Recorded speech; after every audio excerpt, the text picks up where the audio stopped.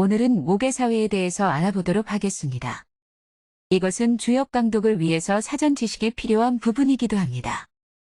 그래서 인문학에 해당될 수 있는 이야기를 하려고 합니다. 고대 사회는 모계사회였습니다. 특별한 여성이 낳은 아들이 왕이 되는 풍속이 상당히 오랜 기간 지속되어 왔습니다. 동양사에 있어서 모든 성씨의 근원은 강성에서 왔습니다. 강성에서 여러 성씨가 기원하여 갈라져 나왔습니다. 성은 어머니의 성을 따릅니다. 그래서 성이라는 글자 자체에도 여성이라는 글자가 함께합니다. 모계사회는 아버지의 아들이 왕으로 대를 잇는 것이 아닙니다. 어머니의 딸에게 장가들어서 낳은 아이가 어머니 성을 따르고 그가 왕이 됩니다. 다시 말하면 사위의 아들이 왕이 되는 겁니다. 이것이 모계사회의 가장 중요한 부분입니다. 같은 성씨로 계속 내려오기 위해서는 어머니 성을 쓰는 여성을 계속해서 며느리로 데리고 와야 합니다. 우리나라도 단군왕검도 비서가 하백녀에게 장가듭니다. 북부열의 세운 해모수도 하백녀 요하부인에게 장가듭니다. 여기서 중요한 것은 하백녀입니다. 하백녀를 아내로 맞이해야 정통성이 있는 것입니다. 고대 사회의 족보는 그래서 사실 매우 복잡합니다. 후대의 남성이 여성의 성씨를 독점하게 된 이후로 고대 제왕들의 족보를 이해하기가 매우 복잡하지만 모두 신농의 후손이라고 합니다. 신농은 강수에서 아내를 맞이합니다. 강수에서 온 어머니는 강수의 지역명을 성으로 하고 후손들 모두 강성을 따르게 되었습니다. 그 후 신농은 강성의 시조로 추대되었고 모든 성씨의 조상이 됩니다. 오늘은 기원전 14세기에 살았던 부호라는 여성에 대한 이야기입니다. 부호는 은나라 무정의 왕후였던 여성입니다. 당시에는 여사제 그러니까 여성 무녀의 우두머리였습니다. 지금으로 말하자면 교황으로 표현될 만한 존경받는 인물이었습니다.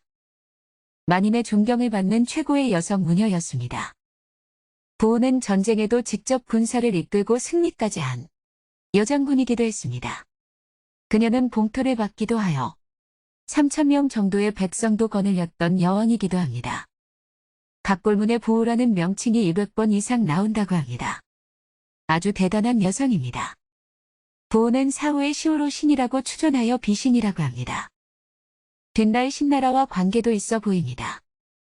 주역에서는 여성 무녀에 대한 괴가 있는데 그것이 바로 주역 44번째 구괴입니다. 당시에는 여사제라고 하여 금욕을 강요하거나 그런 시대는 아닙니다. 오히려 자손 생산이 가장 중요한 일이고 사내들과 잠자리하는 것이 그들의 중요한 일 중 하나입니다. 우리가 생각하는 상식이라는 건 시대성을 반영합니다. 부호라는 여성은 종교적으로 보면 성모 마리아와 같은 존재이고 모든 여성의 우두머리였습니다. 여사제들은 씨름이나 활쏘기 등에서 승자가 된 남성들과 잠자리를 해서 훌륭한 아이를 낳는 것이 가장 보람된 일로 여겼을 겁니다. 이와 관련된 이야기 그 첫 번째로 부호에 대하여 출토된 각골문에 대해서 알아보겠습니다.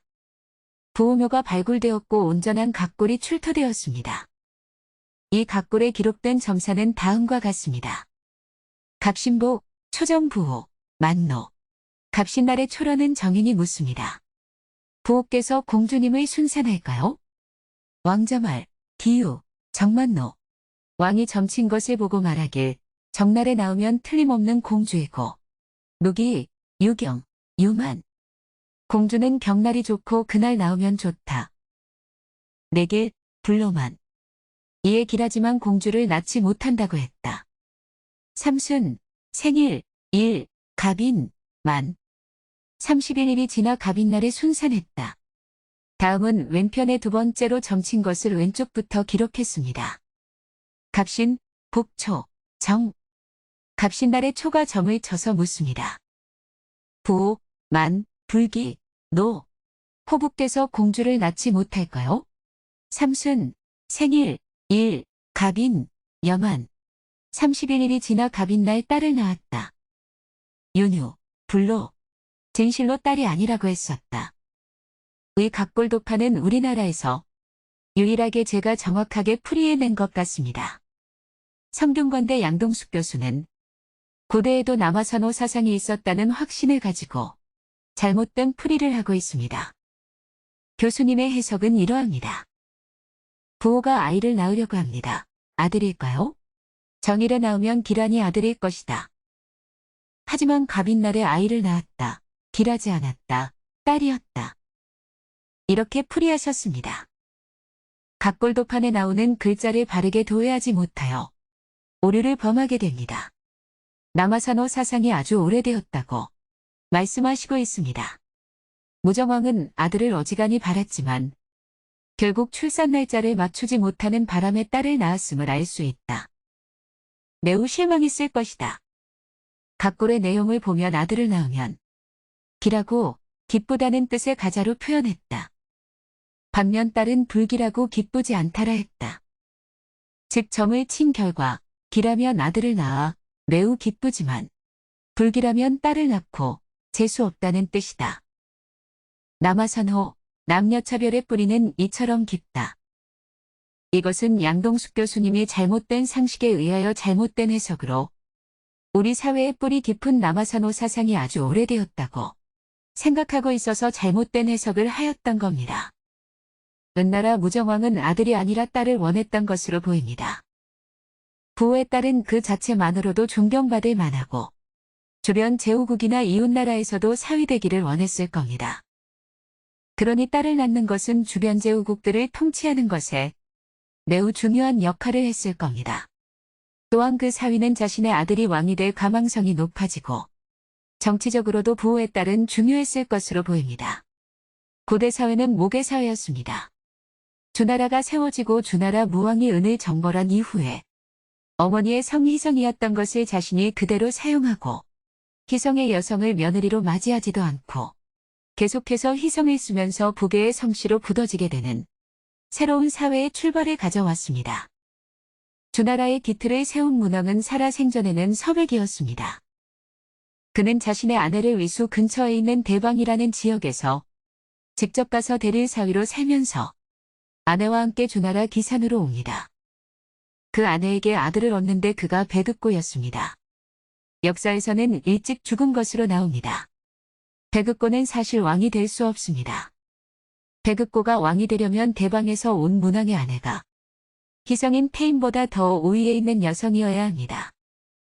하지만 문왕을 낳은 태임은 그 자체가 대단한 권위가 있었을 것으로 보입니다. 문왕은 어머니 태임의 딸에게 신나라의 장자를 맞이합니다. 여기서 나온 아들이 바로 무왕입니다. 서백은 죽고 무왕은 어머니의 성인 희성을 따릅니다. 희성은 문왕의 아내가 아닌 문왕의 여동생이거나 누나 사이에서 다시 말하면 매제이거나 매영의 아들이 무왕입니다. 문왕의 어머니 태임이 성이 희성입니다. 이렇게 해서 희성의 장자는 배급고가 아닌 무왕이 되는 겁니다.